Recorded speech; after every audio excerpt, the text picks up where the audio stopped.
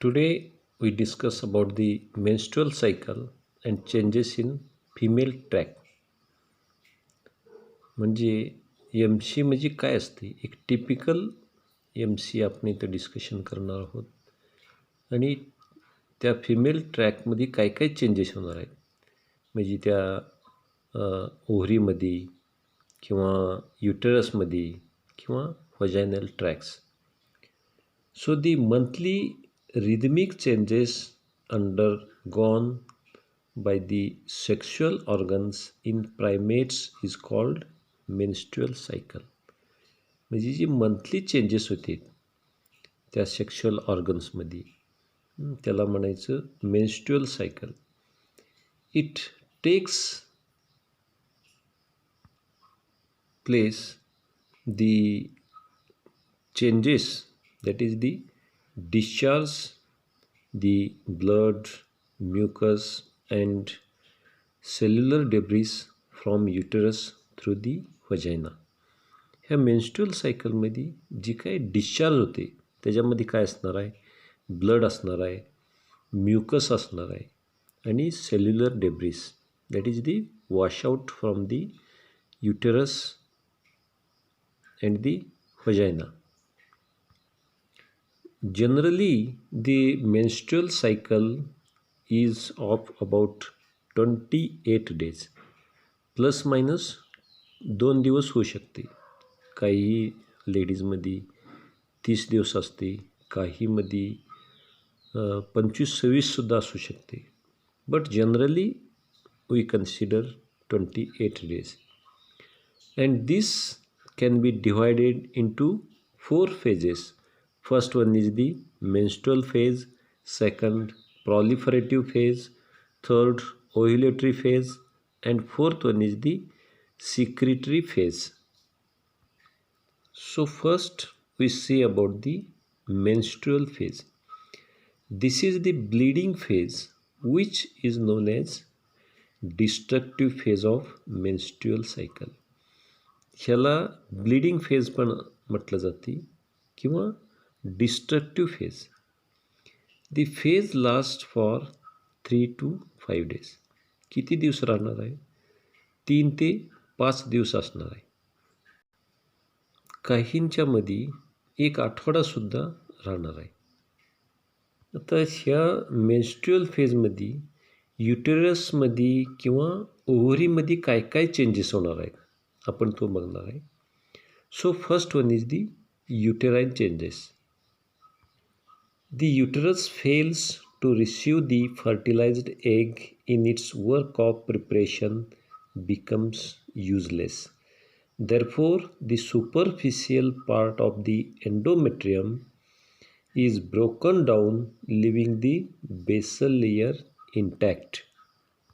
म्हणजे ज्या वेळेला युटेरस फर्टिलाइज्ड एग रिसीव करत नाही त्यानंतर जी एंडोमेट्रियमचं वरचं लेयर आहे, सुपरफिशियल लेयर आहे, तो ब्रोकन होणार आणि जी खालचं बेसल लेयर आहे तो इंटॅक्ट राहणार. म्हणजे जो बेसल लेयर आहे तो कायमस्वरूपी इंटॅक्ट असणार आहे आणि वरचा जो सुपरफिशियल लेयर असणार आहे, ज्यावेळेला फर्टिलाइज्ड एग रिसीव होईल त्यावेळेला त्याचं साईज मोठं होणार किंवा डेव्हलप होणार.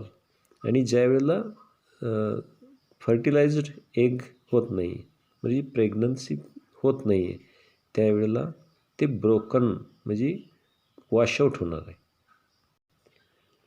सच discarded epithelium of uterine mucosa along with blood is discharge through vagina. म्हणजे युटेरसमधलं वरचं जी लेयर आहे तो वॉशआउट होणार आहे विथ दी ब्लड.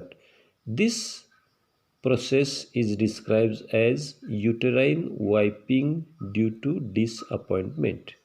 म्हणजे फर्टिलाइज्ड एग रिसीव होत नाही म्हणून सगळं वाईपआउट करून टाकते.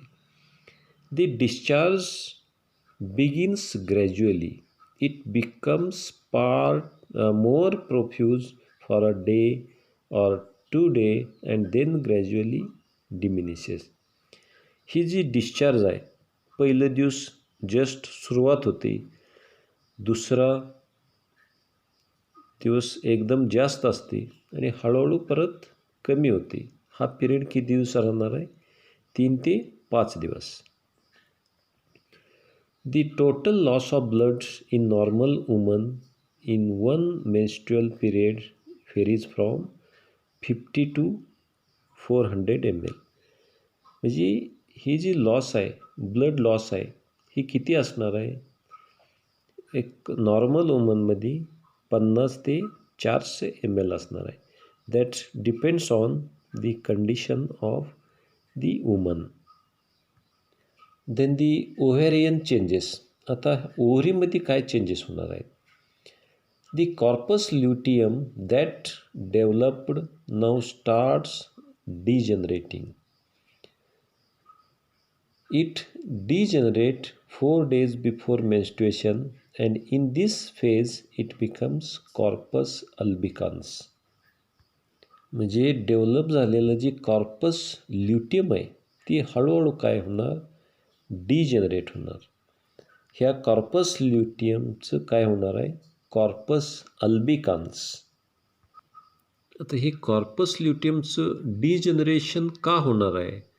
That is the placental gonadotropins are essential for further maintenance and growth. आता ही नसल्यामुळं ही काय होणार आहे? डिजनरेट होणार आहे.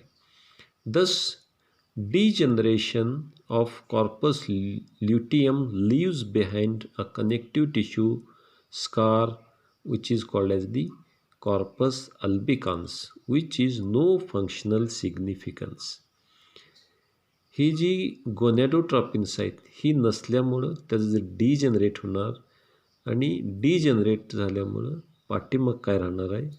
त्याला कॉर्पस अल्बिकान्स म्हणायचं. ह्या कॉर्पस अल्बिकान्सचं काही फंक्शनल सिग्निफिकन्स नाही आहे. Then second phase that is the proliferative phase, or it is also called as the follicular phase. This is the period from 6th day of menstruation and lasts for 9 days. म्हणजे 6 ते 9 दिवस असू शकतं.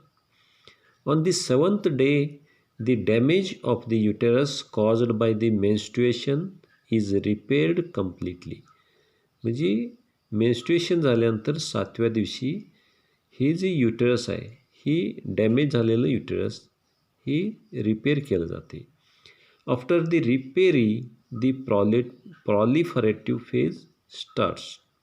म्हणजे ही repair झाल्यानंतर ही proliferative phase सुरुवात होते. And that last for 14 days. आता ह्या प्रॉलिफरेटिव्ह फेजमध्ये युट्रसचं काय काय पोझिशन असते, काय काय चेंजेस होतात? First one is the corpus luteum has degenerated and hence inhibitory action of progesterone is absent. This leads ovarian follicles to mature slowly. That means the follicles undergo development through primary, secondary, and attain the mature follicle or Graafian follicle. म्हणजे जी प्रायमर्डियल follicles आहेत ती further development सुरू होणार. म्हणजे primary होणार, नंतर secondary follicles आणि Graafian किंवा mature follicles. And this process occurs under the influence of FSH. हे कुणामुळे होते? That is the follicle stimulating hormone. Follicle secretes a hormone oestrogen that helps in repair of endometrium in this phase. At the end of phase, the ovum is released by rupturing the Graafian follicle, and the process is called ovulation. म्हणजे जी ओव्हरीमधनं mature ohm येते त्या प्रोसेसला ovulation असं म्हटलेलं आहे. Then दी युटेराईन changes. म्हणजे युटेरसमध्ये काय काय चेंजेस होते. The endometrium increases from about 1 mm to 2.3 mm in thickness. म्हणजे 1 mm असलेलं हे 2 ते 3 mm होते. The uterine glands become long and their number also increases considerably. म्हणजे युटराईन ग्लँड्स आहेत ती लांब होते आणि त्यांचं संख्यासुद्धा इन्क्रीज होते.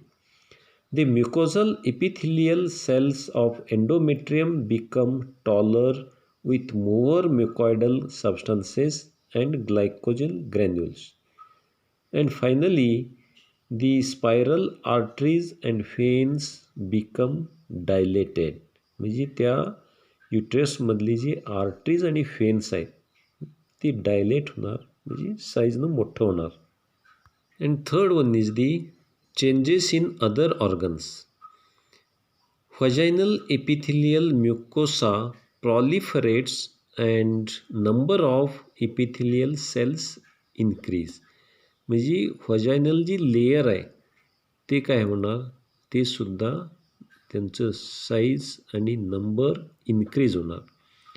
The vaginal epithelium grows thicker under the influence of estrogen secreted by the ovary. ही व्हजायनल एपिथेलियमचं ग्रोथ कशामुळे होते? That is the oestrogen. आता इस्ट्रोजन कोण सिक्रेट करते?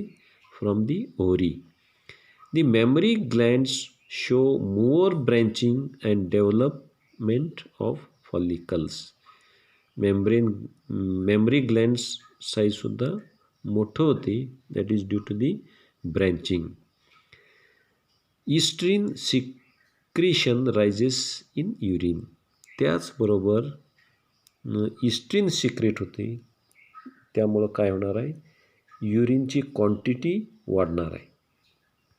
नाव third one is the ovulatory phase. This is the shortest period of the menstrual cycle which is the middle of the cycle. हा सगळ्यात shortest period आहे आणि हा पिरियडचं सेंटर आहे किंवा मिडल फेज आहे. The following are the remarkable changes in this period. First one is the no remarkable change in uterus is seen in this phase. म्हणजे युट्रसमध्ये काही चेंजेस दिसून येत नाही आहेत. The body temperature is increased and remains high. ह्या menstrual पिरियडमध्ये body temperature जास्त असते. Urine has maximum excretion of oestrogen. युरिनमध्ये जास्तीत जास्त इस्ट्रोजन दिसतं. The pituitary produces luteinising hormone that is LH that begins about the ovulation. म्हणजे LH किंवा ल्युटिनायझिंग हार्मोन जास्त झाल्यामुळं ओव्ह्युलेशन होते. The wall of the Graafian follicle is ruptured and the ovum is release. त्या Graafian फॉलिकलचं wall जे आहे ते रप्चर होते आणि तिथून ओहम बाहेर पडते. Ovulation occurs normally on 14th day under the influence of estrogen hormone. The corpus luteum starts developing from the ruptured wall of the Graafian follicle.